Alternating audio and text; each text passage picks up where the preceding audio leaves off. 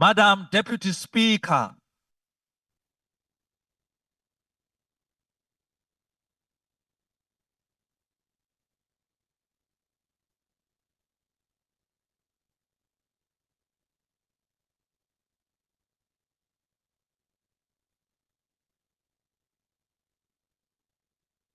There will now be an opportunity for silent prayer or meditation.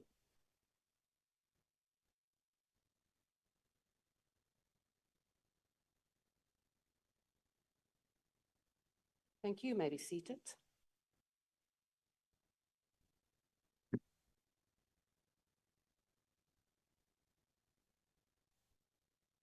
The Secretary will read the order. Debate on vote number 6, International Relations and Cooperation, Appropriation Bill. I now invite the Honourable Minister of International Relations and Cooperation.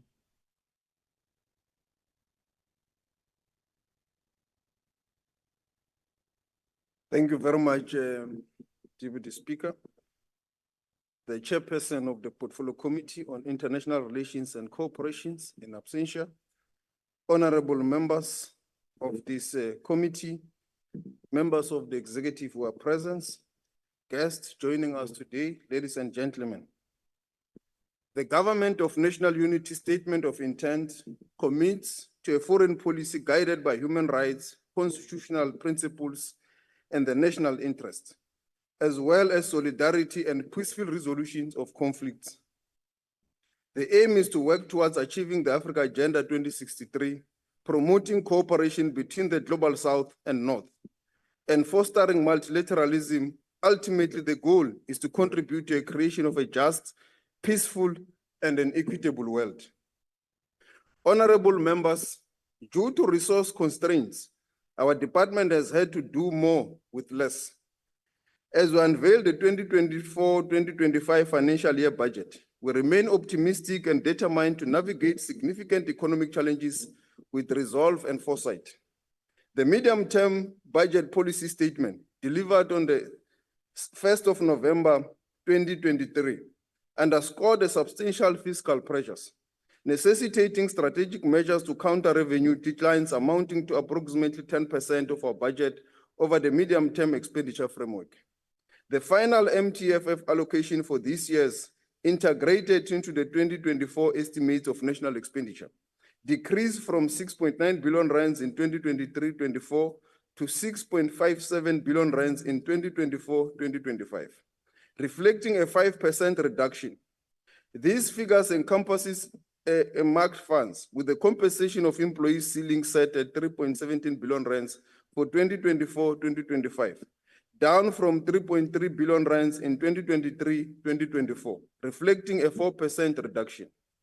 A critical challenge we face is managing exchange rate volatility, which impacts 60% of our expenditure allocation to missions abroad. Strategic cost management in this area is essential to safeguarding our financial stability. Equally vital is addressing employee compensation, where the current ceiling set by the National Treasury requires us careful consideration to maintain workforce morale and operational efficiency. Furthermore, the department will enhance its IT and property infrastructure portfolio to optimize resources. This strategic initiative aims to release more funds and redirect them towards operational needs. While these budget adjustments poses challenges, they also present opportunities for efficiency gains and prioritization of essential expenditure. To remain within the compensation of employees at baseline, the department could only identify critical vacancies at the head office. This has resulted in a very high vacancy rate, negatively impacting the department's operations and service delivery initiatives. However, several line function posts were filled at the assistant director level, deputy director, and director levels, mainly through internal promotions to address the lack of upward mobility. The critical vacancies were identified and filled in a staggered manner. However, the department is still unable to fill all the critical vacancies with the available funds, and operations continue to be negatively affected.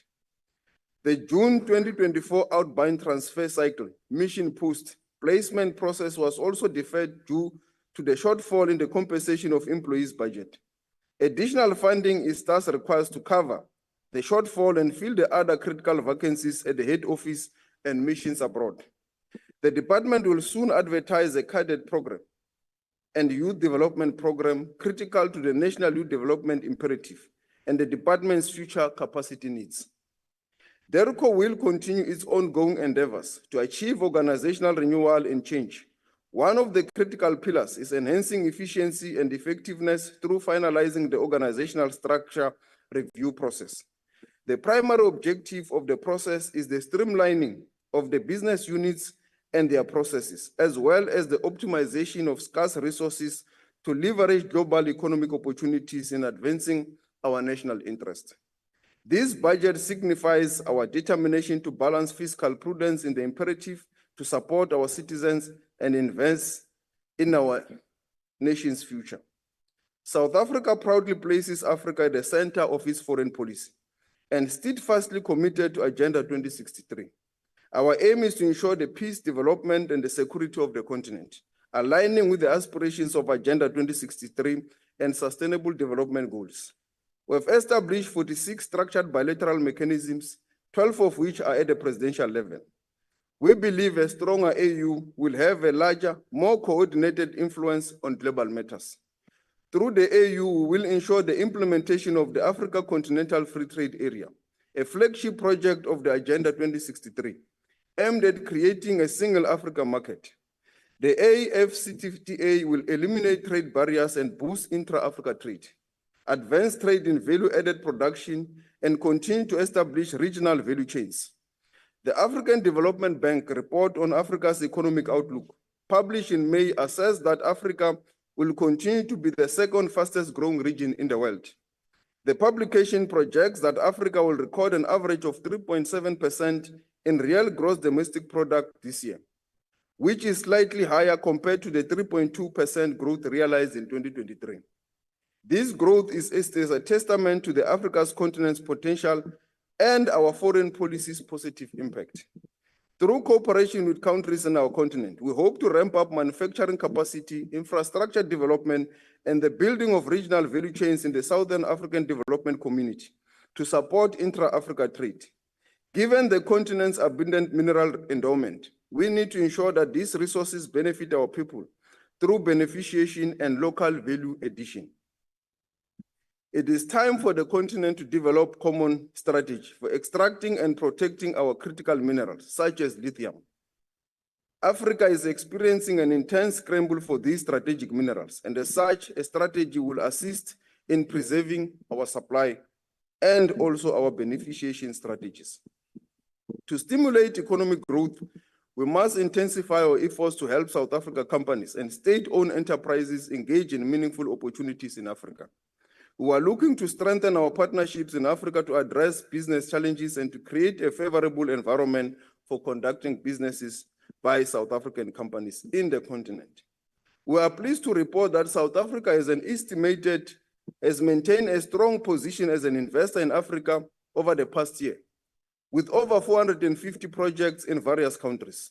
This achievement results from our coordinated approach and investment initiatives. We commend the efforts of our development finance institutions, such as the Development Bank of Southern Africa and the Industrial Development Corporation.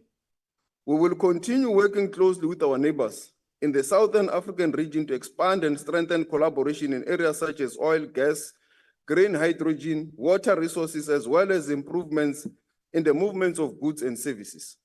These initiatives are important to bolster our economy and improve the livelihoods of our people, while contributing towards the full attainment of the regional integration agenda. Work is underway to hasten the completion of the Lesotho Highlands Water Project, Phase 2, to increase energy cooperation with Mozambique and Namibia. And we are working to implement the renewed Grand Inga Treaty with the Democratic Republic of Congo. We have established the coordination mechanism for the economic diplomacy, consisting of government departments and the private sector. This mechanism aims to facilitate cooperation among relevant public and private sector stakeholders in advancing South Africa's interests in the African continent. We are committed to actively participate in the SADC peace efforts and support post-conflict reconstructions within our means. We must work towards fostering sustainable peace in northern Mozambique following the conclusion of the SADC mission in July 2024. Additionally, we will maintain our engagement in peace and security efforts in the eastern part of the DRC to support the country in achieving its developmental objectives. Our hearts goes to our brave soldiers who sacrificed their lives in the line of duty in Mozambique and most recently in the DRC. These individuals were true peacemakers, and we honor their service and sacrifice. Societies worldwide are grappling with existential challenges, including climate change, disruptive artificial intelligence technology, geopolitical fragmentation, illegal migration, the rising cost of living, inequality and social cohesion, and insecurity. These issues have brought about the social instability across borders. To effectively address these challenges, we need solidarity and collective action amongst progressive forces across the globe. The evolving international world order necessitates the strengthening of the non-alignment movement. South Africa's policy of active non-alignment is not reactive, but an affirmative agenda. It is not about being neutral or abstaining from world affairs, but putting forward a unifying agenda through a dialogue to achieve peace for developing countries that do not wish to take sides in great power rivalry. As sovereign nations, we seek independent foreign policies aligning with our developmental priorities. This makes non-alignment countries useful mediators in conflicts like that between Russia and Ukraine. The impact of the ongoing war between Russia and Ukraine has been felt globally, most notable on the African continent, as it has led to significant increase on consumer prices, particularly of food and energy. This underscores the critical need for immediate global cooperation to end conflicts and address their current economic impact. South Africa coordinated the first ever Africa Peace Initiative beyond the continent's borders when President Ramaphosa led a delegation of 6 African heads of state to Ukraine and Russia last year. In the emerging world order, we are more cognizant than ever that economic prosperity largely depends on stability, peace, respect for the rule of law.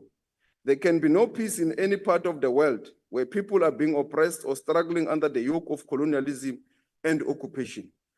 We will continue to engage the world as equal. South Africa's non-alignment and universality posture will remain sacrosanct. We need to redouble our efforts to work in solidarity with those who are resisting occupation, oppression, and human rights abuses and injustices. South Africa will continue to act within the global institutions to protect the rights of Palestinians in Gaza and ensure the fair application of international law for all. This also informed our International Court of Justice application. South Africa also led the referral by 6 states of the situation in Palestine to the International Criminal Court. We will continue preparing and managing the ICJ case against Israel and providing observation on the situation in Palestine before the International Court of Justice. As our foreign policy is anchored in our history of solidarity with those struggling against oppression and occupation, we will continue to support the people of Western Sahara in their quest for self-determination. We call on the United Nations to take urgent steps towards holding the long-promised referendum on the self-determination in Western Sahara. Multilateralism is another key pillar of our foreign policy, and we have capitalized on our membership in several multilateral forums to advance the African agenda and works towards creating a more equitable, rules-based multilateral system and more just and equitable world. South Africa engages in international relations in accordance with its commitment to international law and justice, protecting human rights and advancing peace and security. South Africa has consistently advocated for the reform of global governance institutions such as the UN Security Council, which does not reflect current global political economic realities and needs to be more representative of and responsive to the needs of the global South. South Africa has also capitalized on its memberships of BRICS and the G20 to place Africa and the global South on the agenda. As Africa voices increases in the G20 with the inclusion of the African Union as a permanent member, the calls for transformed global order must be amplified. South Africa hosted the 15th BRICS Summit, expanding full membership to include Egypt, Ethiopia, Iran, the United Arab Emirates, strengthening the African voice within BRICS. South Africa continues to play a central role in combating climate change and was instrumental in securing COP28 outcomes. We will continue to build this great nation. As you are aware, we will be hosting the G20 here in our country, welcoming all people of the world. We'll use that platform further to amplify the voice of the African people and to advocate for economic justice and inclusion for the marginalized and also for the developing nations of the world. We will continue to address our most pressing national challenges and forge unity in our continent. Our vision of realizing a better South Africa, a better Africa, and a better world remains our driving mission. I wish to thank the DG and senior management and staff of the Department of International Relations for a warm welcome. I submit the budget vote of the department. Thank you.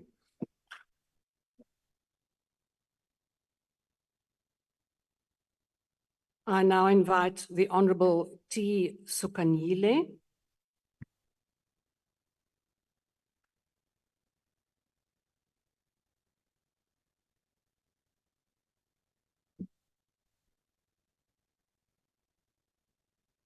Honorable Madam Deputy Speaker, the Minister, and the honorable members. This year, our Parliament celebrates 30 years of South Africa's democratic dispensation. As such, in terms of international relations, it is important that we look closely at the fundamental principles that define what we do and how we do it. As a country, we have a history that shapes the way we relate with the world around us. And it is important that we do not forget the challenges we have overcome as a nation. But while we reflect on the past, it is also important that we balance our past with our values, our interests in a way that contribute to both our country's prosperity and creating a better world for future generations. Honourable members, the international system finds itself at a critical period where all nations of the world must carefully scrutinize their policies and make strategic calculations about what they aspire to achieve for the benefit of the citizens. At the core of South Africa's foreign policy,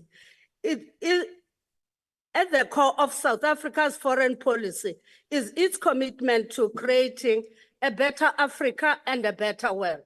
But as I noted when I began this address, these values were shaped by many factors that begin with South Africa's unique history and identity. In particular, South Africa's values were developed after a long struggle against apartheid and oppression it represented. Today, as we stand at a pivotal juncture of our nation's history, a moment where our choices will shape not only our future, but also our role on the global stage. It is with great pride and a deep sense of responsibility that I address this teamed house on a strategic imperative on enhancing South Africa's partnership in Asia and Middle East. In an era defined by rapid geopolitical transformation, it is imperative that we adopt a visionary, proactive foreign policy to safeguard our national interest, drive economic growth, and elevate our global standing. Economic diplomacy is at its heart of our international engagement. As we navigate complexities of global supply chain issues and emerging market dynamics, it is crucial to explore new trade and investment opportunities in Asia and Middle East. These regions offer vast potential for South African businesses and investors. China remains South Africa's largest global trading partner. There is an impressive growth in trade, which highlights the strength of our economic relationship. We must address the growing trade deficit. Moving forward, it is crucial for us to enhance export of value-added goods and negotiate greater market access for a wider range of South African products in China. By focusing in these strategies, we can work together a more balanced trade relationship and maximize the benefit of our partnership with China. We are committed to driving economic growth by seeking strategic international partnership and investment, opening new markets for South African goods and services. By doing so, we can diversify our trade portfolio, mitigate risk associated with traditional markets, and create sustainable jobs at home. Our embassies and consulates across Asia and Middle East are being empowered with resources to facilitate business linkages, promote South African products, and attract foreign direct investment. The 2024 budget allocates substantial funds to support these initiatives, ensuring that our economic diplomacy is both proactive and impactful. The department has to implement 5 departmental programs which must produce outcomes of its multilateral and multi-state engagement. Expenditure to support these activities, they are within the international relations program that I've already talked about. The work conducted within this program is imbued with the pillars of South Africa's foreign policy. South Africa, as a responsible global actor, is committed to contributing the resolution of these crises. We support diplomatic efforts to end the conflict in Ukraine and address its global impact. Our stance on international justice is clear and unwavering. South Africa remains steadfast in its support for Palestinian people in their struggle for self-determination. The ongoing conflict has caused immense suffering. We call for a just and long-lasting solution that recognizes the rights of Palestinians to statehood and security. We advocate for a 2-state solution where Israel and Palestine coexist peacefully with secure and recognized borders. Our commitment to this cause is rooted in our history and principles of human dignity and equality. We will advocate for peaceful resolution to conflict and support international efforts to promote stability and security. In this spirit, South Africa will leverage its diplomatic channels and multilateral platforms to champion peace and security initiatives, ensuring that we contribute to global stability. China remains as one of our important partners. The expansion of bilateral trade and major infrastructure investment and support to South Africa's green economy transition are key aspects of ongoing cooperation, including energy projects, vocational training, and poverty alleviation initiative. These efforts aim to enhance cooperation, create jobs, and improve livelihood in South Africa. As part of this strategic partnership, we will focus on sectors such as manufacturing, agriculture, technology, where South Africa has a competitive advantage. The 2024 budget support initiatives aimed at enhancing our export capacity and competitiveness. Honourable members, the department in its budget has expressed its continued commitment to African agenda. The African Continental Free Trade Area is a landmark initiative that holds immense potential for Africa's economic transformation by promoting intra-African trade and regional integration. The AfCFTA can drive sustainable development and prosperity across the continent. The 2024 budget allocates resources to enhance our infrastructure, streamline trade processes, and support local industries in accessing our new market. By leveraging the AfCFTA, we aim to boost our exports, create jobs, and foster inclusive growth. The disruption caused by COVID-19 pandemic and geopolitical tensions have exposed vulnerabilities in global supply chain, South Africa recognizes the need to build more resilient and diversified supply chain to safeguard our economic interests. We will work with international partners, particularly Asia and the Middle East, to develop strategic supply chains initiatives. These include securing critical supplies, enhancing logistical networks, fostering cooperation in sectors such as pharmaceuticals, technology, and renewable energy.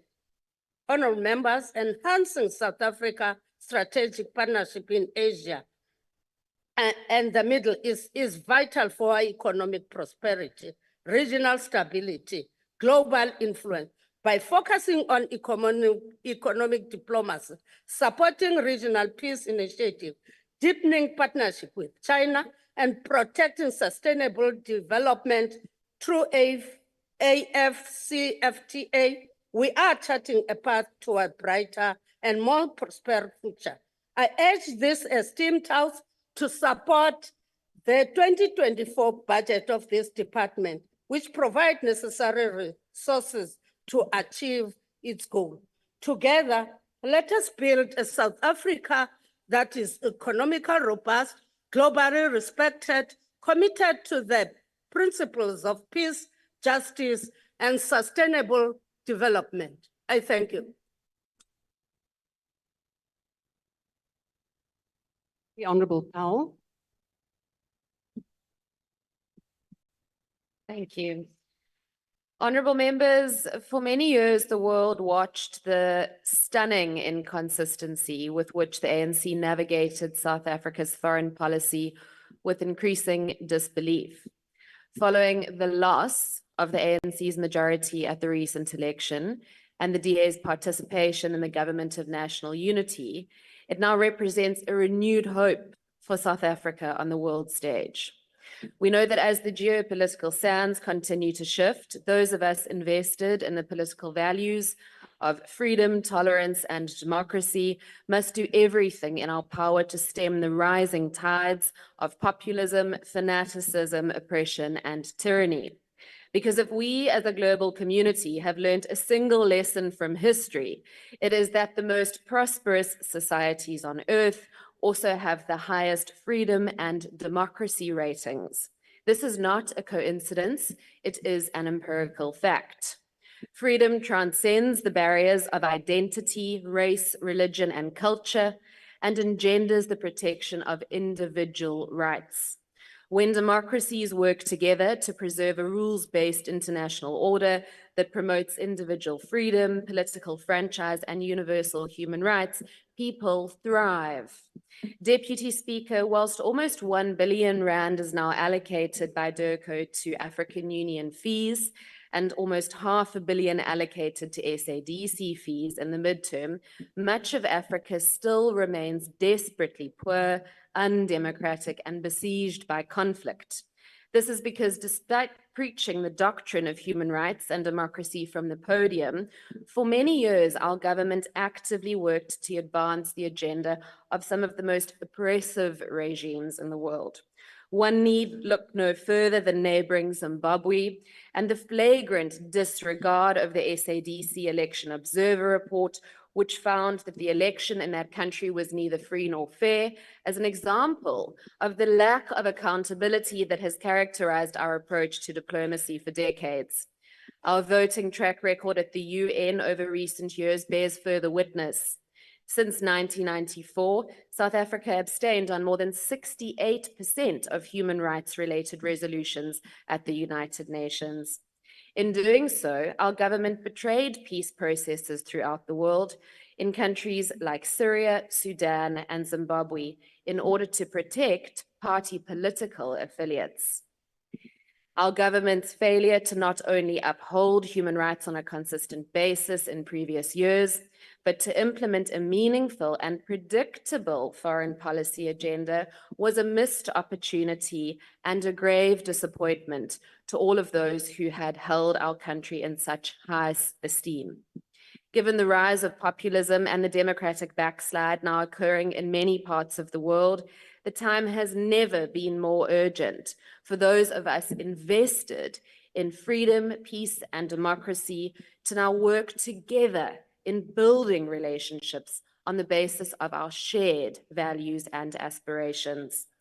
I stand before you today in order to send a resounding message to the international community that the people of this nation remain committed to South Africa's cherished constitutional values, and these values must now be applied consistently. It's our belief that South Africa's key foreign policy objectives must be to promote and uphold the principles of the UN Charter, whilst advancing our key domestic economic and security objectives. Through our participation in the Government of National Unity, that is precisely what the DA intends to now achieve for South Africa. Working together with our partners in government, we will ensure that our foreign policy outlook aligns with the South African Constitution, universal human rights, and equality before the law. Regional and international stability will be underpinned by our shared security interests, and we will ensure the preservation of an open market economy guided by mutually beneficial trade partnerships. Honourable members, more must now be done to strengthen relationships with our largest trading partners who continue to demonstrate goodwill by investing into South Africa, and sadly often with very little recognition. The European Union remains the #1 foreign direct investor into South Africa, accounting for almost 50% of total FDI stocks, followed by the United Kingdom, the United States, and China. These relationships cannot and must not be taken for granted, and it is our shared responsibility to now actively facilitate cooperation and enhanced dialogue with these partners whose continued goodwill and investment feed the people of our nation. Lastly, the Democratic Alliance will continue to advocate for the reform of our global governance institutions, where for generations the Global South and Africa in specific has had inadequate representation.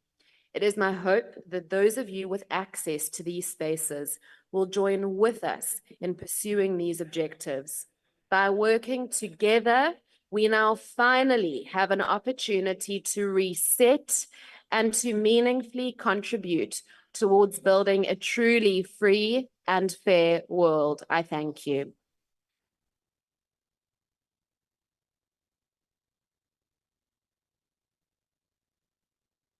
Now invite the Honourable Douglas.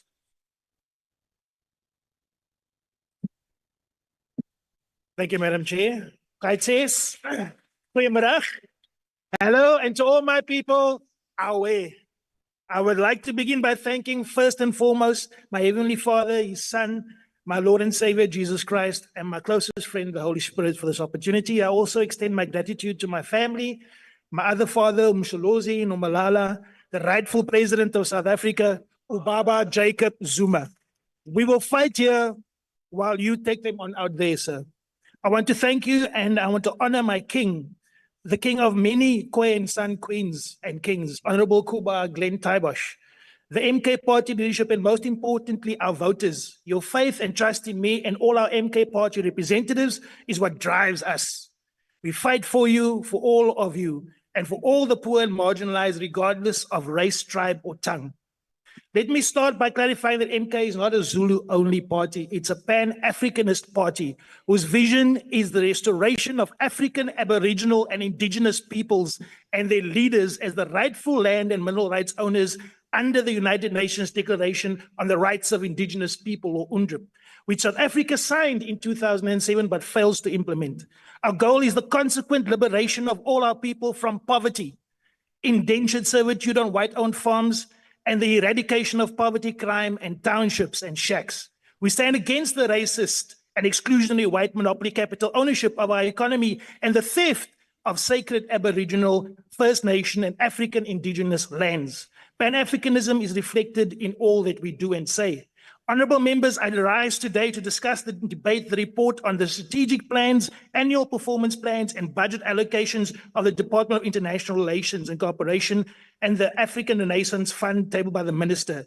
As an MK member of the DIRCO committee, it must be made very clear that we cannot, in good conscience, approve or vote in favour of this budget.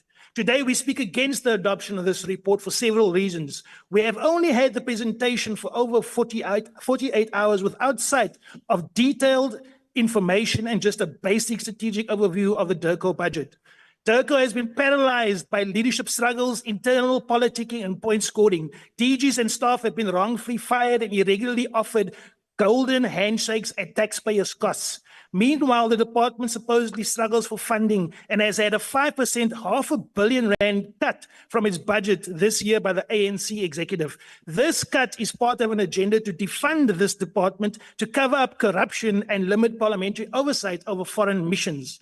The portfolio committee is new, but rushing documents through oversight structures is how we ended up in this mess that we have in South Africa now. We've had no access to detailed information we requested, and we to make a determination on whether the budget can be supported. We will not be part of a rubber stamp exercise our first week in office. We are elected to hold this GNU accountable, and that starts now. We demand full transparency, open books, source documents, audited reports, lease agreements, and properties owned by DIRCO. We want to see the development plans and which companies were awarded these contracts. We want a complete overhaul of DIRCO where cadre deployment is stopped and we build our diplomats fit for purpose.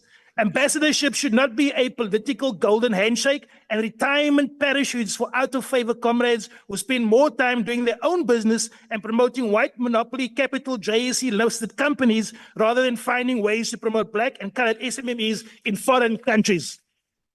Why is the ANC sabotaging the work of this committee by cutting funding overseas trips when DIRCO's entire mandate is outside the country?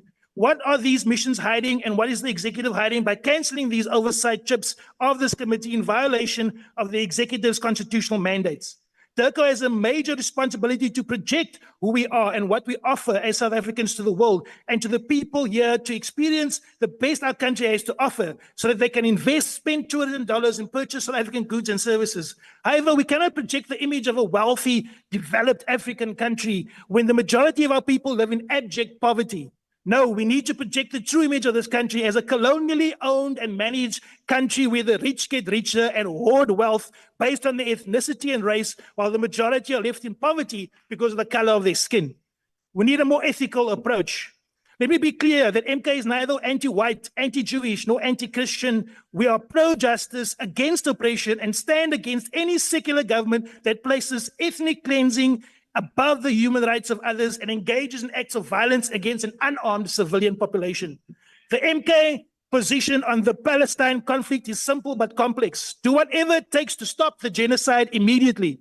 MK has called for the boycotting and closing of the South African mission to Israel until the genocide of innocent civilians is stopped.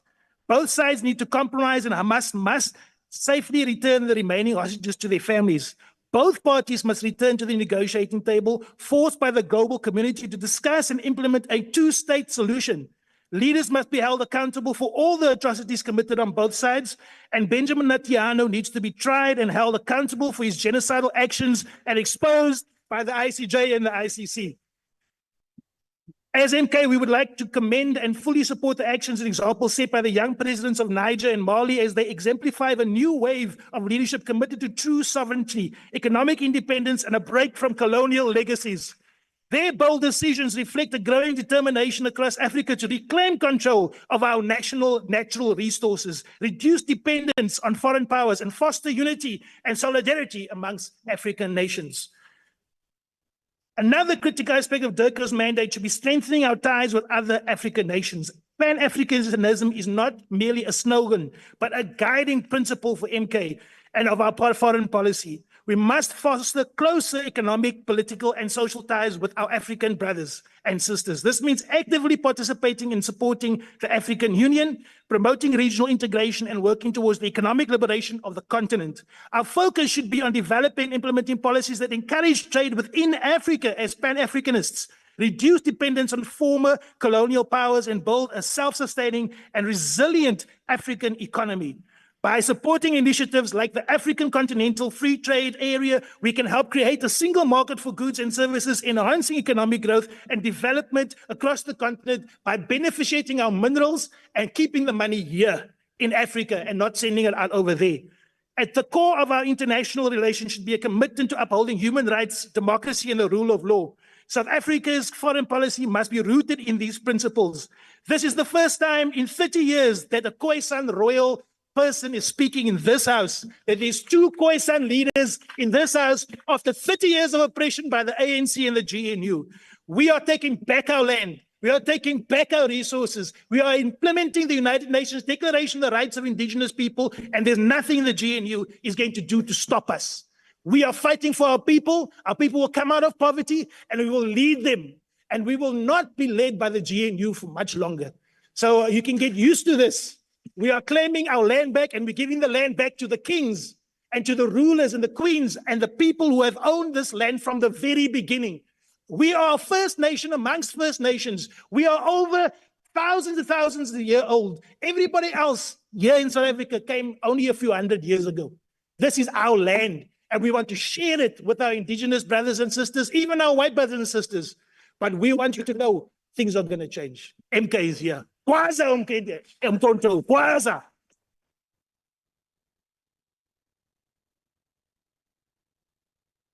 Now I invite the Honorable Montwedi.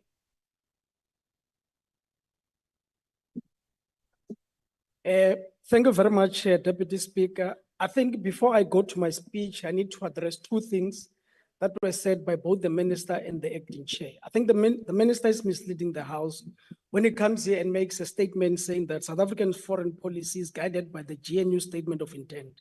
We know that is not true. We all know the posture of the DA on the Palestine. We know the posture of the DA on the on all the progressive internationalists. That is number one. And if you thought, Minister, that by ushering DAs with blue lamps would actually make them to lose their identity, which is why they're hating our people in Gaza, that thing will never happen. Now, the other issue by the acting chair is that the chair comes here and speak of a two-state solution in Palestine. A two-state solution will not assist there. The issue in Palestine is about dispossession. And up until that issue is addressed, the conflict there will never come to an end. And I'm not shocked that the ANC is saying this because the same ANC has sold out on its founding principle of returning South Africa's stolen land. I'm not shocked that today they're speaking what they're saying about there in Palestine about a two-state solution. It's probably because they've sold out on what actually brought them as an ANC. Chairperson, as the EFF were encouraged by the move of Burkina Faso, Mali, and Niger on the signing of the Alliance of Sahel State Confederation Treaty. This bold step towards greater integration in the Sahel region signifies a monumental shift away from the Western control, showcasing the resolve of new young leaders to rid their countries of neo-colonial and reclaim their solidarity. We are calling all African youth from Cape to Cairo, Morocco to Madagascar, and in the diaspora. Let us all be at the forefront of ridding our continent of all imperialist worshipping leaders. Let us elect and install African leaders guided by Pan-Africanism, and let us work to protect these leaders from Western economic mafias. We must send a very clear message to all progressive internationalists that the EFF, unlike the ANC, will never sell out. We remain worried as an organization about the reactionary elements in the GNU of the ANC of President Ramaphosa and the DA, IFP, PA, Freedom Front Plus, and others that continue to undermine the fight for the unity of the African people. The same reactionary forces in bed with the former ruling party that care less about the genocide in Gaza and continue to be funded by the state of Israel and other Western powers. The same reactionaries and neo-colonial elements that have continued to undermine the work of BRICS and are threatened by the emergence of the South-to-South trade relations. These are the same reactionaries that want us to continue the exploitative relationship with the West that has got no interest of developing Africa, whose interest is to exploit the mineral deposits in Africa. We want to reassure the people of the world, our continent, we want to reassure the people of the world of our continued solidarity with the people of Western Sahara, Palestine, Cuba, Russia, and all other progressive internationalists. The Portfolio Committee of International Relations and Cooperation received a presentation from the department and the entity on the annual performance plans. As the EFF, we remain concerned about the budget cuts that the department has been experiencing for the past 3 financial years. With the current budget deficit of around 425 million, which makes it practically impossible for the department to achieve some of its objectives. Office rentals for missions abroad remains amongst key cost drivers to the expenditure of the department, and we agree with the recommendation of the Portfolio Committee for that the department must move from leased properties to renovating its own properties and to also start developing their own properties. As the EFF, we remain concerned of the delay in government on finally closing the Israel embassy after an EFF-sponsored motion was adopted by the National Assembly, and we will not rest until we have completely cut all ties with the racist state of Israel that has continued with the ethnic cleansing of the Palestinian people. We must commend the department on the application of the Convention of the Prevention and Punishment of the Crime of Genocide in Gaza Strip and encourage that the matter be followed up to finality until Israel is held accountable for crimes against humanity on the people of Palestine. We are, however, not pleased with the role the country is playing in consolidating and strengthening the ability the continent to resolve her own issues in areas such as defense and trade. We have long called for a unified defense approach to resolving foreign-sponsored violence in the continent. As things stand, the African Standby Force has poorly defined mandates and is not resourced enough to be able to quell war and violence in the continent. We are deeply worried about what is happening in DRC and disappointed that despite our soldiers in that country, South Africa has not been as vocal about permanently resolving the crisis in Congo.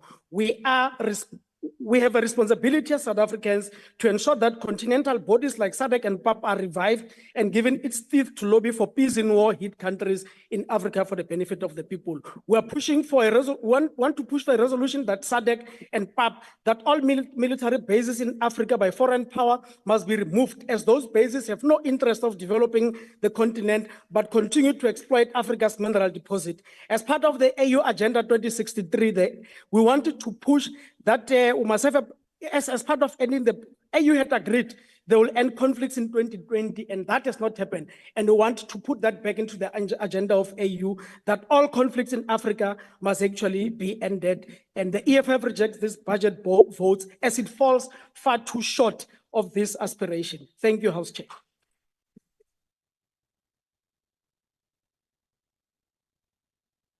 I now invite the Honourable Kwango to the podium.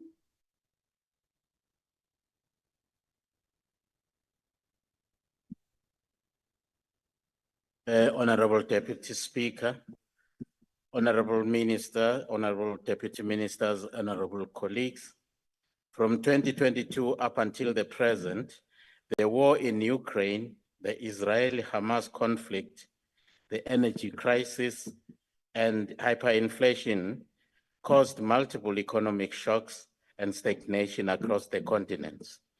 Although there has been a decline in extreme poverty in middle-income nations, poverty in the world's poorest nations, and those impacted by instability, wars, or violence remains higher than it was before COVID-19. The majority of these deeply impoverished areas are in sub-Saharan Africa, with the places where it is most difficult to tackle extreme poverty being rural areas and regions impacted by conflicts. The Department of International Relations and Cooperation's vision is an African continent which is prosperous, peaceful, democratic, non-racial, non-sexist, and united, and which contributes to a world that is just and equitable. However, it is difficult to understand this vision when the socio-economic circumstances of our country are far from just and equitable for South Africans. The average South African who is struggling to find employment and searching for ways to ensure that there is food on the table each day is proof that this department still has a long way to go in its economic diplomatic endeavors to ensure that our country is just and equitable, let alone the continent of Africa and the world. As the IFP, we must state that we are proudly African, but we are also first and foremost proudly South African. Perhaps under this new administration, this department's first action step should be ensuring that their house is in order before venturing out to aid other households. A good starting point would be for the minister to exercise greater oversight to ensure that those guilty of unauthorized and wasteful expenditure face the appropriate consequences. For at least the past 2 financial terms under the previous administration, we have been listening to the same report by the Auditor General, citing weak internal controls and a lack of accountability measures as proponents for fruitless and wasteful expenditure. The flagrant disregard for the proper stewardship of public funds by this department has been truly unacceptable and presents an opportunity for this new administration to hit the ground running by doing better. The department states that one of its founding values is Batupili. Hopefully, under the guidance and leadership of this new administration, which includes the IFP, it will finally be able to breathe life into the value by showing how it puts the people first. In consideration of the comments made, the IFP accepts the budget. I thank you.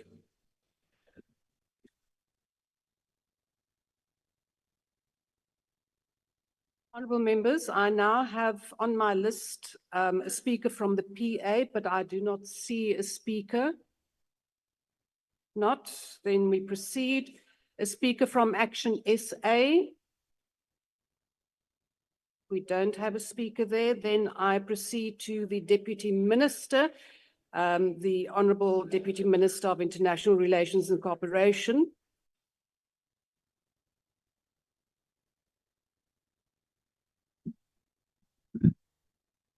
Thank you very much, Deputy Speaker, Dr. Lorette, Minister Lamola, honorable members of the PC, MPs, Director General of DIRCO, and members of the Foreign Service of South Africa, ladies and gentlemen. Karl Marx once wrote in 1835 that history bestows glory and greatness to those men and women who have ennobled themselves by working for the common good of their society. As the executive authority of the 7th administration, we will ennoble ourselves to work for the common good of our society. The deepening of foreign policy priorities centered on 4 concentric circles should therefore become more urgent and critical, encapsulating, amongst others, Pan-Africanism, Global South solidarity, cooperation with the Northern Hemisphere, and the transformation of global governance institutions. Over the past year, the department has worked hard at consolidating our relationship with countries from the group of Latin America and the Caribbean, commonly known as the GRULAC. We share, ladies and gentlemen, a special bond with Cuba as a strategic, historical, political, and development partner in the Caribbean region, centered on shared values of freedom, solidarity, and progressive internationalism.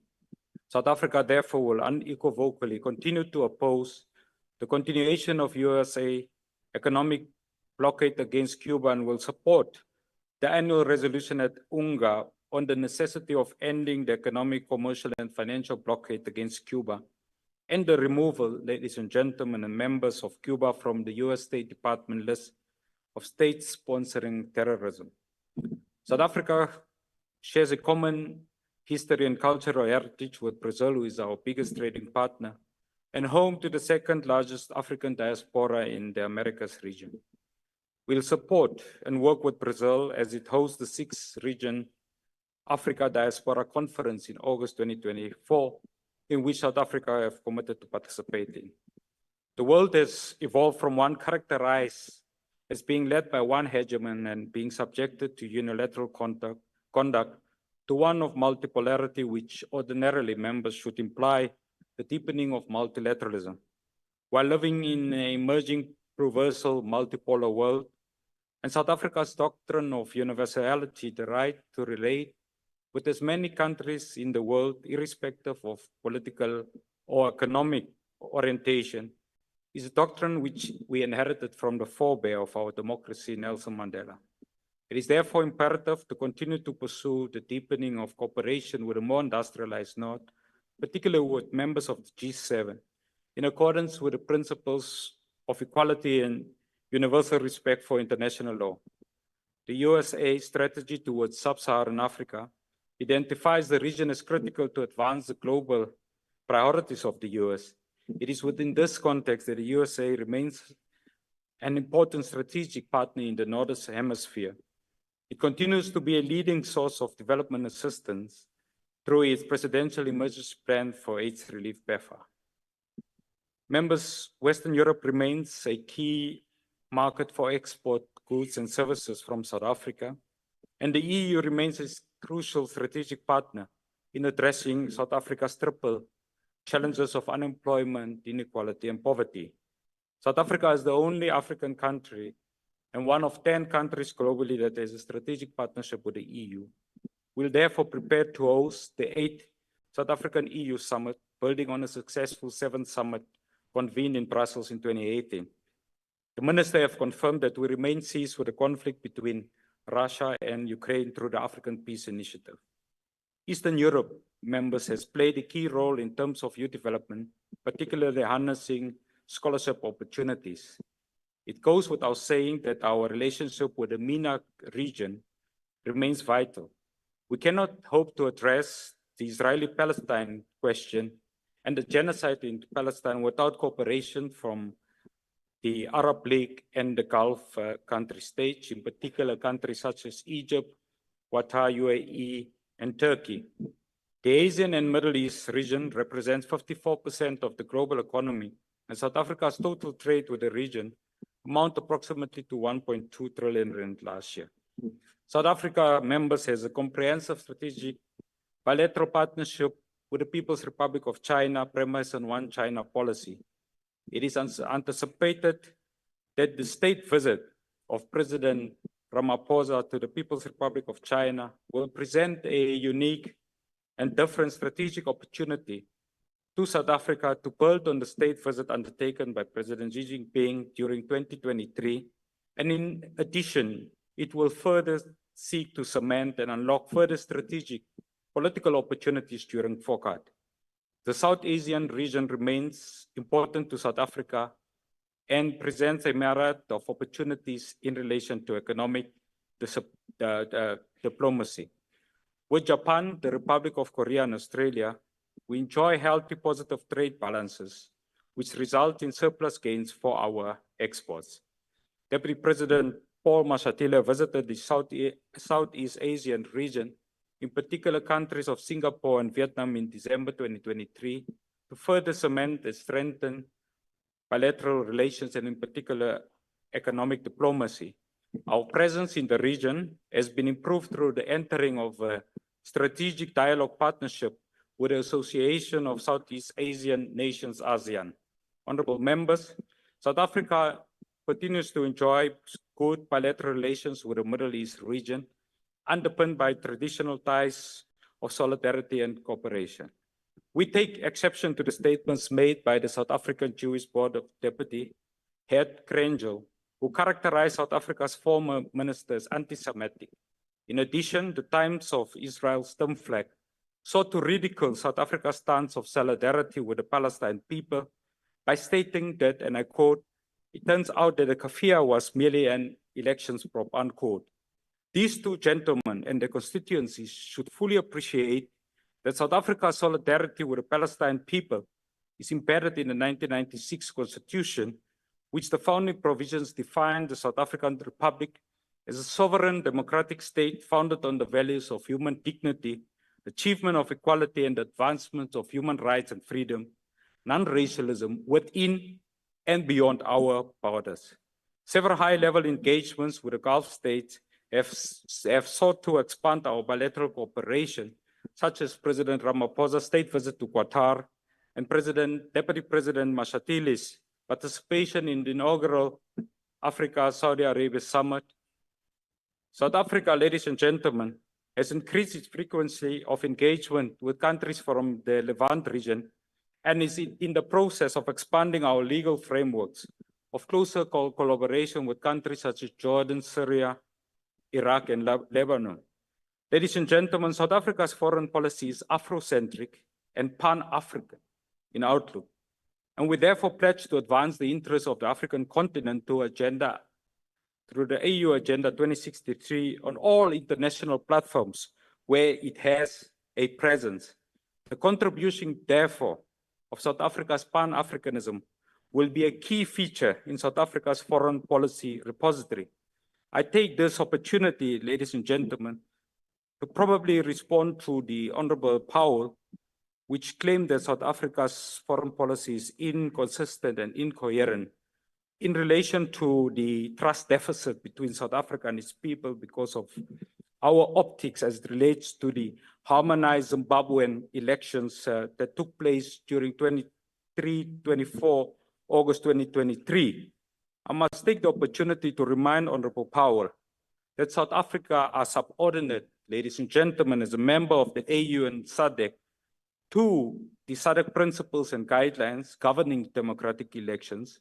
We are subordinate as an African state to the AU African Charter on Democracy, Elections, and Governance. And we must remind the Honorable Powell that, as Rosa Luxemburg said, freedom is always and exclusively, not necessarily the freedom for the one who thinks differently. Thank you very much, Honorable Chair. I now invite the Honorable Kwankwa. Thank you very much, Deputy Speaker. Minister, firstly, let's deal with this and get it out of the way. If 60% of your budget is spent abroad, it means that your budget has not declined by 5% in real terms. Nominal terms, yes, it has. But in real terms, you have to take the consolidated basket of exchange rates into account to consider exactly how much money you have in your kitty. You might actually establish, if you've done that you're actually sitting with 40% less approximately if you consider the currency depreciations over the years. So that kind of discussion needs to take place sooner rather than later with National Treasury to help you, because it erodes the ability, the spending power of the different missions around the world, and for them to be able to discharge their mandate and support economic diplomacy and international relations for the country. The second issue is that you are quite aware, excuse me, I beg your pardon, you are quite aware that Africa is quite advanced. I mean, people talk about it all the time in terms of the development of normative frameworks where you try to entrench a culture of peace and democracy around the continent. But the implementation of that is quite different. It's something that is like poles apart or like night and day. And this is where we should be coming in. Yes, significant work has been done in the conflict between Israel and Palestine, but we're failing dismally in terms of what we're doing on the African continent.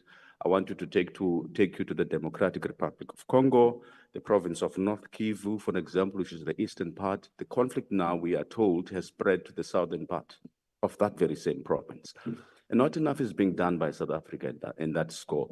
Apart from doling out money using the African Renaissance Fund, where we believe that we should not just be giving out funding without actually forcing people and compelling governments to undertake reforms that are going to ensure a culture of peace and a culture of human rights. Because some of the countries which have benefited from 2019, from the almost R500 million that we've given out to the African continent, are human rights violators, and we have not held them to account insofar as that is concerned.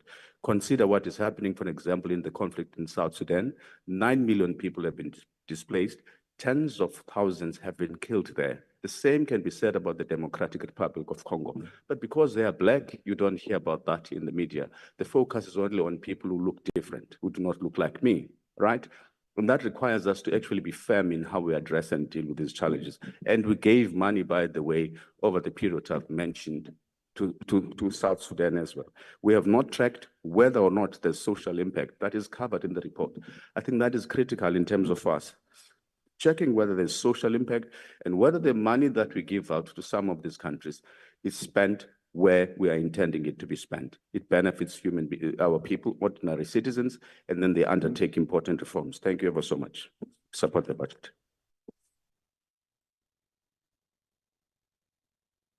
I invite the Honourable Maimane.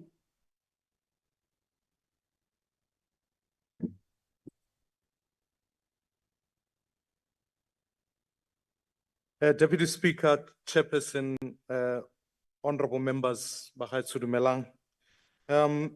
Let me first of all congratulate Minister Ronald Lamola and the Deputy to the appointment of Cabinet. I think it's important that generationally, a generation of young people begin to take the advance going forward, if you still would consider yourself in that way. I think in considering today's budget, it's going to be crucial that we remind ourselves of two critical pillars that we must work from, those of promoting trade and equally so standing up for human rights. I do think our foreign policy as a country needs to remind itself, and I would urge members that form part of the Government of National Unity, as I've requested even to President Ramaphosa, that there must be indeed a convention so that we align on priorities as to how we go forward. You cannot federate in any way foreign policy that each of the parties represented in the GNU hold particular views, where if we're going to achieve a sustainable foreign policy, we are going to have to align on policy so that we can lead the people of this country and so that our policy is always pronounced on the basis of our national interest.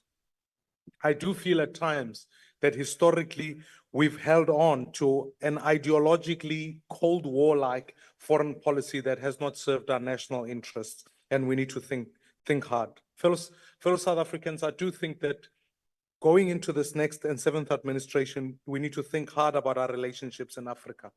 A prosperous Africa is indeed within our grasp, given that the economy of Africa now can represent well over 450 billion rand.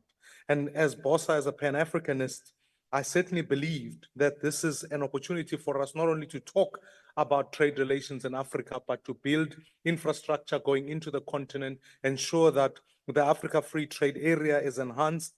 We make sure that visa adjudications are focused, and ultimately we make it possible for us to trade with our fellow African brothers.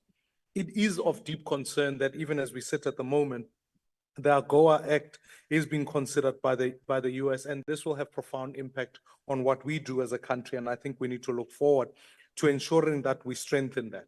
I want to reaffirm that globally our position on defending human rights must never fall short, and therefore call for the ceasing of war in the Middle East, ensuring that if we are consistent on our non-alignment policy, that we look at what is going on in Russia and Ukraine and call for a stopping of war all over the world. I genuinely believe, fellow South Africans, that if we are going to be focused in our region and spend money there, we cannot dismiss the fact that the elections in Zimbabwe were rigged, and South Africa must take a role in ensuring that they are free and fair elections.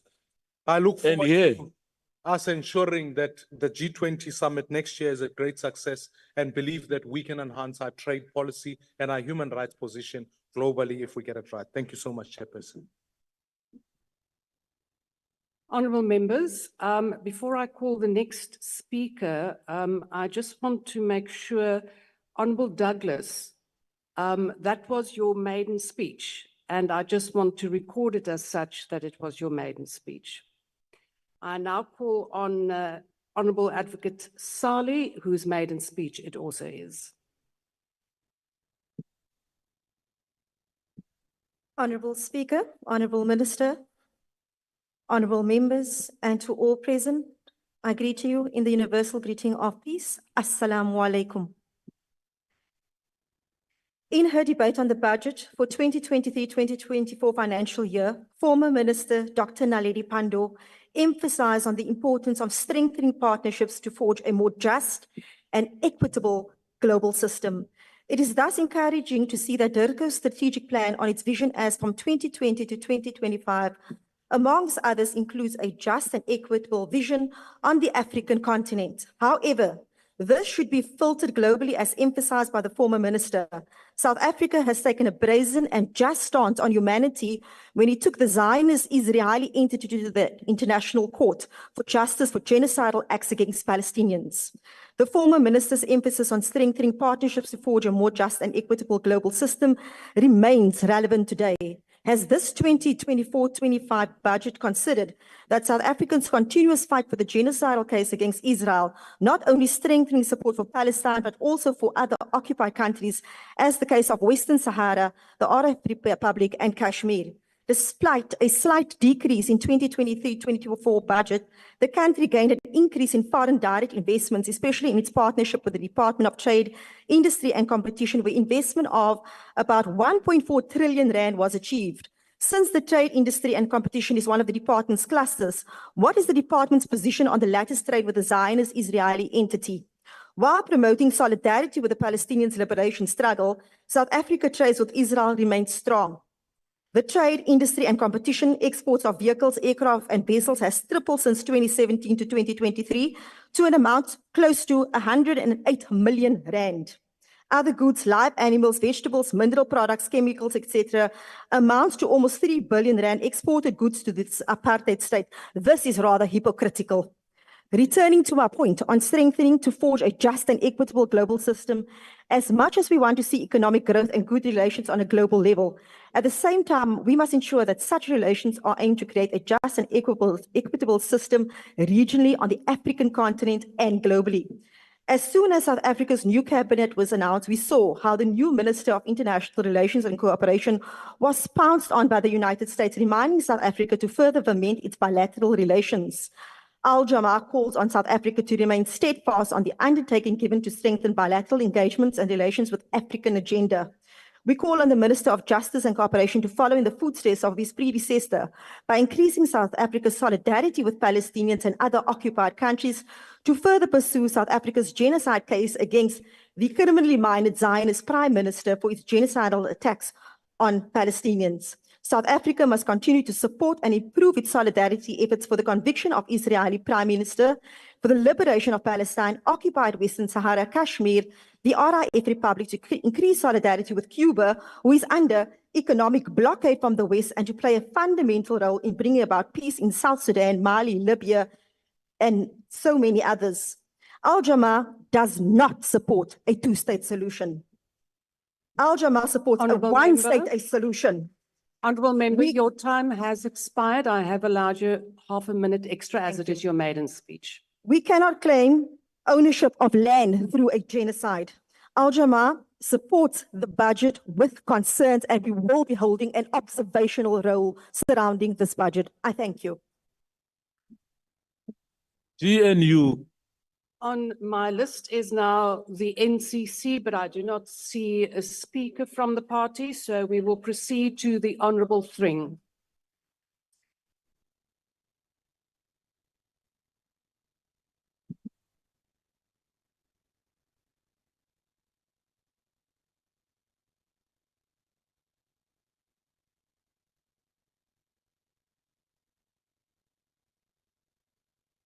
Honorable Deputy Speaker, the ACDP believes that the importance of this Department of International Relations and Cooperation with the reduced budget allocation of 6.5 billion for the 24-25 financial year cannot be underscored. We note that in terms of the mandate of this department, international agreements that are not of a technical, administrative, or executive nature will only bind the country after being approved by Parliament. Parliament also approves ratification or accession of the country to multilateral agreements. All international agreements must be tabled in Parliament for information purposes. In this regard, the ACDP is concerned about the silence of developments regarding the WHO's International Health Regulation Amendments and Pandemic Treaty, which, if passed, and at the threat of a pandemic risk, will give the WHO, an unelected international body, unfettered powers to impose lockdowns on sovereign nations and sanctions on nations that do not comply. Nations that have signed or agreed to the IHR amendments and the pandemic treaty risk losing their sovereignty if the WHO just suspects that there is a pandemic risk. This department's overall mandate is to work for the realization of South Africa's foreign policy objectives, which include protecting of South Africa's sovereignty and territorial integrity, amongst others.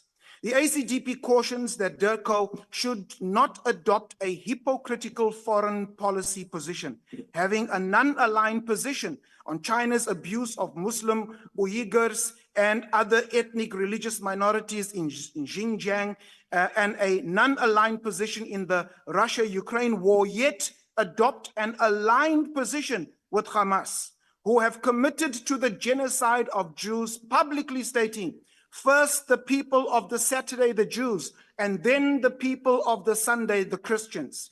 This department cannot be silent on the slaughter of 1,800 Christians in northern Mozambique currently taking place, or on the more than 50,000 Christians slaughtered in a genocidal campaign waged by Islamists across the parts of sub-Saharan Africa, who are urged by their Islamic State spokesman or ISIS spokesman, Abu al-Ansari, to kill them, that is Christians, wherever you find them.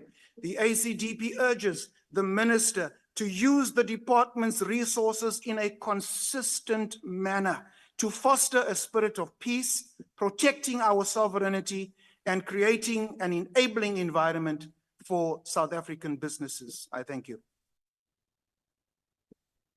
I now invite the Honourable Smith. This will also be his maiden speech.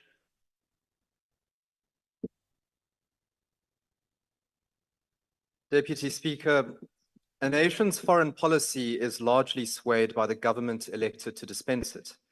And while the 2024 general election broke, for the very first time since the dawn of our democracy, the ANC's political majority, it also set South Africa on a new path in terms of its foreign affairs.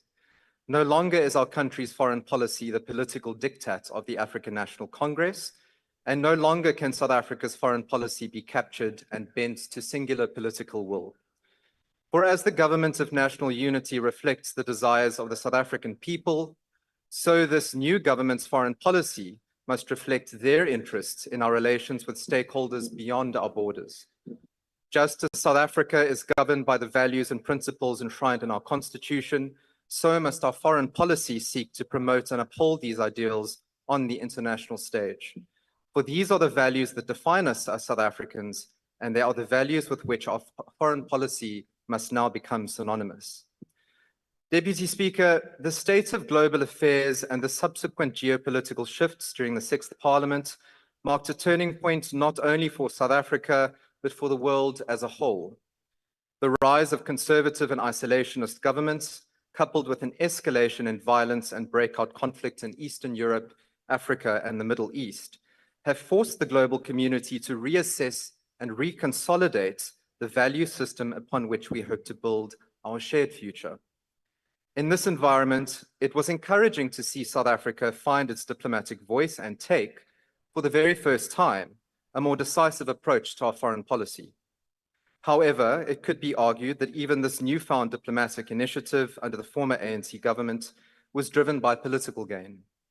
This is evident in the inconsistent application of our value set and our diplomatic efforts, and our deafening silence in global affairs where our voice is sorely missed.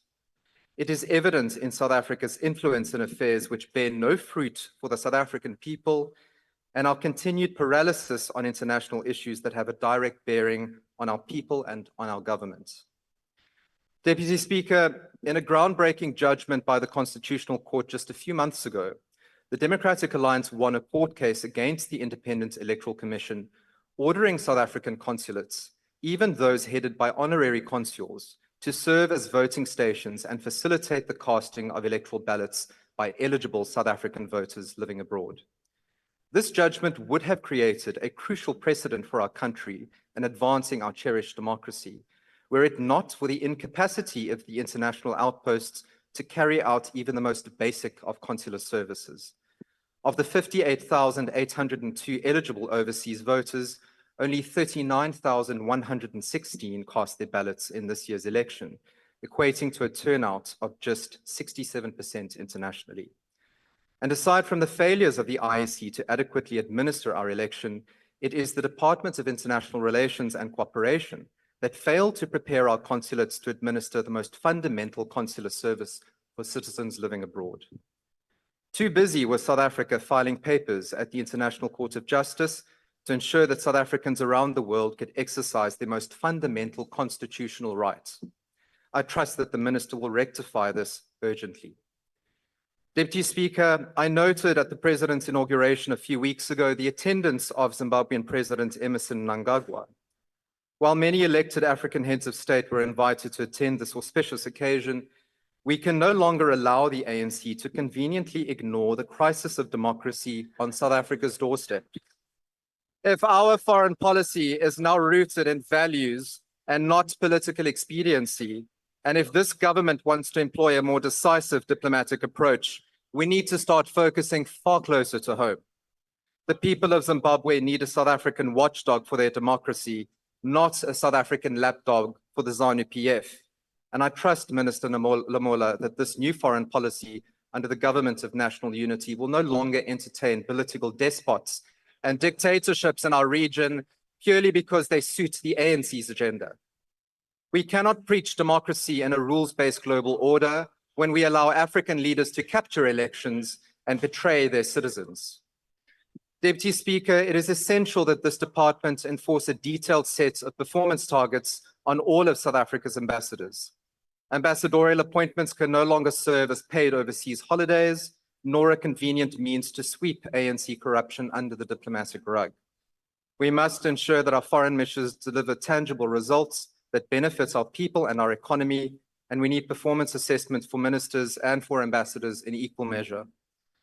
Deputy Speaker, in closing, this new government of national unity must translate into a foreign policy of national unity which reflects the will and the needs of the South African people.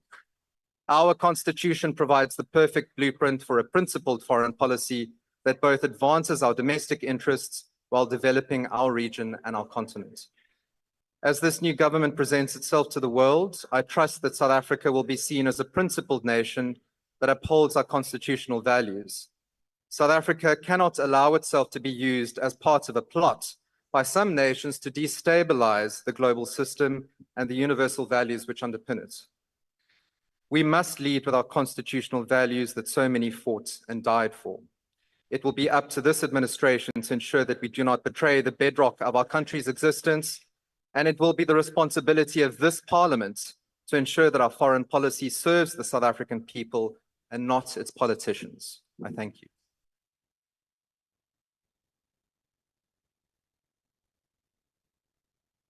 Honourable members, I now invite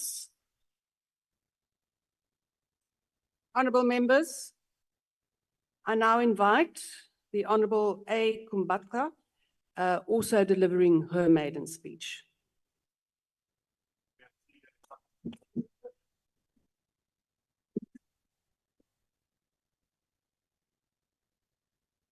Honourable Minister Lamola, Honourable Deputy Minister Botas, Honourable Deputy Minister Mgina, Madam Deputy Speaker, distinguished guests and fellow South Africans. It is a profound honor to stand before you today as we affirm the ANC-led government of national unity's unwavering commitment to a foreign policy anchored in human rights, constitutionalism, national interest, and global cooperation. This commitment aligns seamlessly with the visionary Africa Agenda 2023, a blueprint for transforming our continent into a global powerhouse of the future. We cannot expect the Africa we want to exist without this agenda, and we cannot expect to live our African dream without this agenda. At the core of South Africa's foreign policy is securing the peace, stability, and prosperity of the African continent. The department's focus on the African agenda is premised on the fact that South Africa is an integral part of Africa, and our national interest is linked to the stability, unity, and prosperity of the continent. An important guiding framework in the pursuit of Africa's prosperity is the Africa Agenda 2063, which is about building the Africa we want and connecting the Africa of yesterday to the Africa of today and the Africa of tomorrow. We cannot leave this agenda behind if we're intentional about Africa's prosperity. Our foreign policy is not only an extension of our domestic policy, but also a reflection of our national values. The principles of human rights, dignity, and equality are at the core of our international engagements. The cornerstone of our foreign policy is economic diplomacy that is pivotal in attracting new investments and supporting local industries through international partnerships. The Department of International Relations and Cooperation, also known as DIRCO, has been instrumental in creating a conducive environment for South African businesses to thrive abroad. The 2024 budget earmarks substantial resources to bolster these efforts, reflecting our dedication to economic growth and development. The people of Mzansi Africa must not struggle to access the global markets under our watch. We are committed to leveraging our diplomatic relationships to create economic opportunities for our citizens. This includes fostering trade agreements, facilitating business delegations, and ensuring that our embassies and consulates serve as hubs of economic activity. We will drive economic growth through strategic international partnerships and investments that uplift our local industries and create sustainable jobs for our people. This underscores the critical role that DIRCO plays in promoting South Africa as a prime destination for foreign investment and a reliable trading partner. South Africa has made significant strides in regional peace initiatives, contributing to stability and security across Africa. Our peacekeeping missions in various conflict zones have been instrumental in fostering peace and rebuilding war-torn communities. Over the past year, we have strengthened our collaboration with regional organizations like the African Union to ensure sustained peace and security. Our efforts in countries such as the Democratic Republic of Congo, South Sudan, and Somalia have not gone unnoticed. We have provided crucial support in terms of both human and material resources to stabilize these regions. Our peacekeeping troops have displayed exemplary courage and professionalism, earning South Africa a reputation as a reliable partner in peace. Looking forward, South Africa will continue to play a proactive role in peace-building efforts within Africa and beyond. Through Program 2, 3, and 5 of the department, the African continent has been strategically engaged both as a result of bilateral activities as well as South Africa's continued participation in regional organizations such as SADC.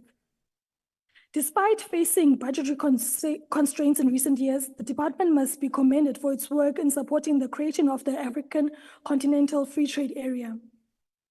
Honorable members, another mechanism through which South Africa is able to engage meaningfully with the African continent as a whole is the African Renaissance Fund. The ARF is an entity of the department which was established to enhance cooperation between the Republic and other countries, in particular African countries. We have been very intentional about the African agenda. Through numerous humanitarian interventions, training programs, and dialogues aimed at enhancing peaceful resolution of conflict, the ARF has shown a commitment to promoting South Africa's national interests and values. With conflicts such as the impasse currently unfolding in Sudan, it is entities like the ARF that can make a profound contribution to the diplomatic and humanitarian factors. As legislatures, we are tasked with conducting oversight, but we also have to be mindful of how we help entities like the ARF improve through suggesting changes to policy and legislation. Honorable members, in line with these priorities, South Africa plans to allocate 652.6 million over the next 3 years for UN membership. This funding is budgeted within the membership contribution sub-program of the International Transfers Program. This strategic investment underscores South Africa's commitment to international cooperation and its role in supporting global efforts for a more sustainable and equitable future. Through these contributions, South Africa reaffirms its dedication to upholding international norms and advancing collective goals for peace. In addition to pursuing the African agenda through the participation of the AU and making strategic use of the ARF, South Africa has also sought to ensure that interests of the African continent are recognized within global institutions of governance like the United Nations. South Africa remains unwavering in its commitment to human rights, global solidarity, and initiatives with the UN Rights Council. We will continue to champion anti-racism and support marginalized regions and advocate for policies that promote dignity, equality, and justice for all. We are acutely aware of the challenges faced by marginalized communities worldwide, from the Rohingya crisis to the struggles of the Palestinian people. South Africa has constantly called for justice and humanitarian support. Our leadership in the UN Rights Council will focus on amplifying these voices and pushing for concrete actions to address this plight. The 2024 budget reaffirms our dedication to these values by allocating resources to initiatives that fight against racism and support human rights globally. We will stand firm against all forms of discrimination and work tirelessly to support the oppressed and marginalized, ensuring that their voices are amplified in the global stage. South Africa's strategic participation in the BRICS and the non-aligned movement and our preparations for our G20 chairmanship are central to our foreign policy agenda.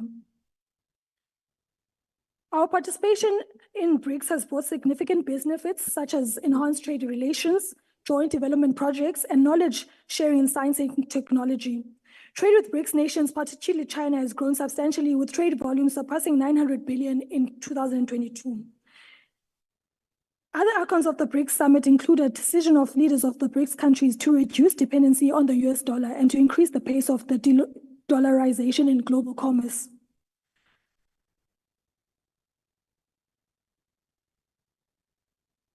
Honorable Chairperson, our participation in the non-aligned movement remains a critical aspect of our foreign policy. We believe in the power of multilateralism and the importance of diverse voices in shaping a fair and just international order. In this regard, we are committed to the attainment of the United Nations Sustainable Development Goals through aligning our foreign policy. We are working diligently to achieve the 2030 Agenda for Sustainable Development and ensuring that no one is left behind. Through our diplomatic channels, we are advocating for increased global cooperation to address these pressing issues. Honorable Chairperson, the 2024 budget for international relations and cooperation is a testament to our resolve to drive economic diplomacy, foster peace, and engage multilaterally for a sustainable and just order. By aligning our efforts with the Africa Agenda 2063 and the principles laid out in our policies, we are paving a way for a prosperous and equitable future for all South Africans. We must remember that the department finds itself in a world with a growing complexities while having to implement South Africa's foreign policy within a constrained fiscal framework. As I close, Steve Biko says, and I quote, "The great powers of the world may have done wonders in giving the world an industrial look, but the great gift still has to come from Africa, giving the world a more human face. Let's continue with our efforts in the global stage, giving the global stage a human face, a unique face that will dismantle a system that affects us all in various ways. Let us continue to work together and be united in our commitment of these noble goals. I urge this esteemed House to support the 2024 budget to enable South Africa and Africa to remain a proactive, influential, and compassionate player on the global stage." Thank you.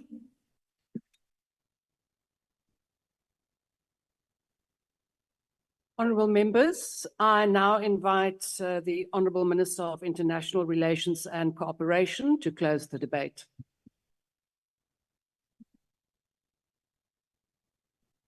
Yeah, thank you very much, Honorable Powell and Mutwedi. I think you agree on wrong things with regards to the GNU. Maybe I should repeat what the statement of intent say. The GNU is an ANC-led government of national unity.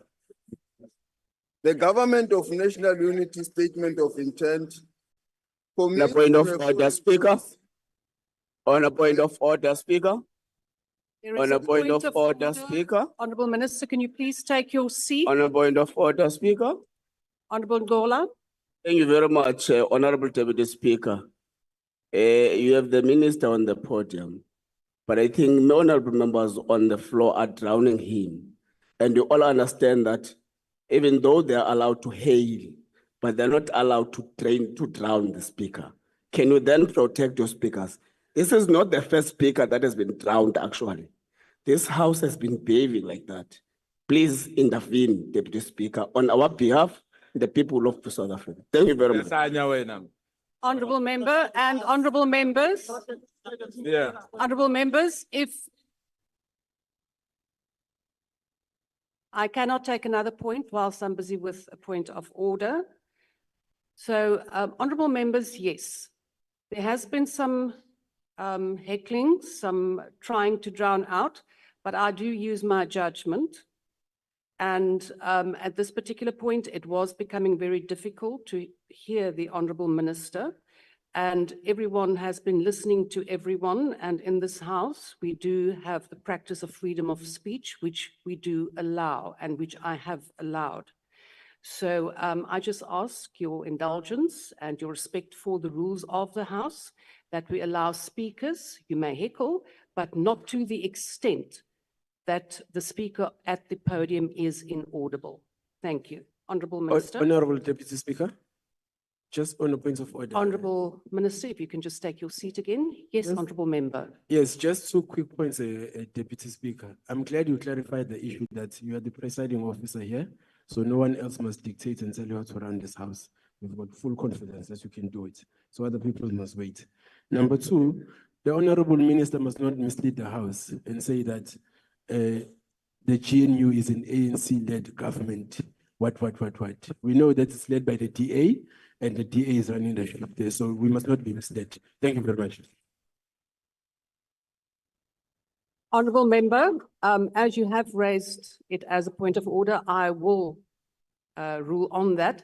Honourable Member, that is a point of debate, and I cannot, as the presiding officer in terms of Rule 92, confirm the veracity or not of a statement. So we take it as your opinion. So the Honourable Minister may proceed. Thank you. Thank you. The statement of intent states the following. The government of national unity commits to a foreign policy guided by human rights, constitutional principles, the national interest, as well as solidarity and the peaceful resolution of conflict. And everything I have said here is guided by that. We are also guided by the National Development Plan, which has not changed. It's still a document of government. We are also guided by the South African Foreign Service Act, which is the policy of the South African government. So in all our work, that is what is guiding us, Honorable Powell. There's nothing new that has just fallen from heaven that will guide us going forward. And if you want to change anything, it will have to go through Parliament and the processes of this House. So as things stand, we are implementing existing policy. The foreign policy of the South African government has not changed. We will continue to implement it. And we have to state that we will do so consistently across the globe in various multilateral forums. And this is what leading scholars and professors across the globe have said about South Africa's role on human rights issues across the globe. This is according to Jill Billard, Associate Professor in Anthropology at the Geneva Graduate Institute, Anton Delary, Research Professor and Chair at the Michelson Institute, who is Honorable Powell to tell us. These people have been very clear. They are saying that South Africa has rescued international law in the global politics. South Africa's standing as a human rights champion cannot be questioned. South Africa is consistent in its human rights policy across the globe, and it is respected for that. This has also been confirmed during our application in the ICJ, which was supported by 1,090 scholars and practitioners of international law, and genocide studies and international studies. These are people of moral standing in the globe to tell us where we stand on human rights, not the Democratic Alliance. We will continue to implement the foreign policy. We will continue to stand by the Constitution of the Republic of South Africa. We will continue to stand with the national interest document, which guides our work. We will continue to ensure that Agenda 2063 is implemented in the African continent, advocate for regional integration, advocate for beneficiation, advocate for building of capability in terms of manufacturing in the African continent. This is aimed to ensure that we benefit through the Africa Free Trade Agreement, because when we're able to manufacture, we're able to beneficiate, the African continent can be able to trade amongst its partners. And this will ensure regional integration. It will also help with our economic growth strategy as a country, which we have to ensure that our foreign policy helps the challenges of our country in terms of economic growth, job creation, and industrialization. We will also continue to play a leading role in the eastern part of the DRC in terms of peacekeeping missions. We will also do so in the southern part of Mozambique. This is a task we have in terms of the African Union and also the SADC initiatives for peace in the continent. This is a task we carry. We will also continue with the Renaissance Fund, because we will not only deal with peace and so forth, but we also have to ensure that there is social stability, there is also economic facilitation. That becomes the role of our fund. With regards to the ACDP, we have never looked at religious conflicts across the globe in terms of religious conflict, in terms of the religious length. We look at them in terms of human rights, in terms of what our constitution says. I'm not going to say anything about what the MK has submitted. It's a cacophony of confusion that does not take us anywhere. Thank you very much.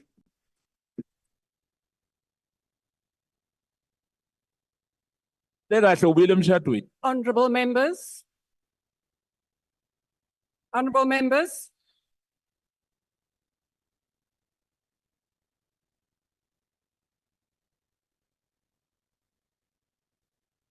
Honorable members. Paul must fight back. Not good. Could I please also just refer the member to the rules that you may not use the microphone if the speaker has in the chair has not recognized you, so please don't do that. And honorable members, with that then, we conclude the debate and the business of this mini plenary session, and the mini plenary will now rise.